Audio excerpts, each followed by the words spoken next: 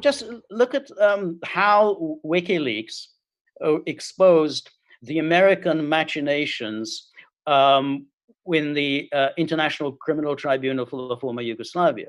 So while the the media was presenting this as, whoa, this is Nuremberg, these bad man, Milosovic was being put on trial, fine jurists and great legal minds were weighing the evidence in a scrupulous fashion. Of course, none of it was true. Anyone who was watching the trial could have seen that none of this was happening. But what WikiLeaks exposed is that the Americans were ferociously campaigning in the background to ensure that this trial was controlled, manipulated from start to finish, and that and no attempt be on the part of Milosovic, that Milosovic be allowed to present a fair case, that this would be from start to finish simply a prosecution case in which Milosovic will be cast as the sort of the Adolf Eichmann sitting there in his glass booth with his head sunk. So this was supposedly this independent tribunal, and U.S. diplomats were openly colluding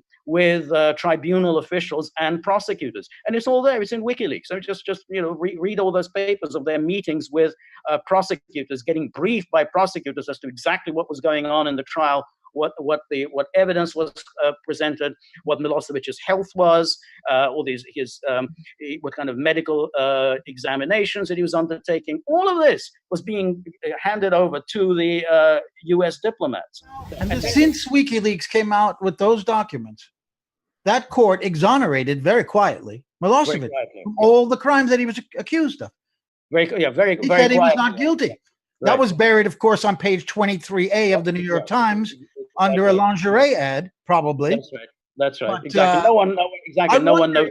If you think the WikiLeaks releases had anything to do with them having to admit, come out the court and exonerate him. What do you think? What WikiLeaks showed, basically, it confirmed what any objective observer would have confirmed, which is Milosevic was a reasonable statesman who was trying to minimize Serbia's military involvement. I mean, he was trying to avoid getting involved in the wars in Bosnia, involved in Croatia, and he wanted to work out some kind of modus vivendi on Kosovo. And I think that's clearly exposed by WikiLeaks, that he was not the demon monster that the Western media presented him. Yeah, exactly, the Hitler. Because the mainstream media rely on leaks that interested bureaucrats leak to the media in order to win political points against their bureaucratic rivals.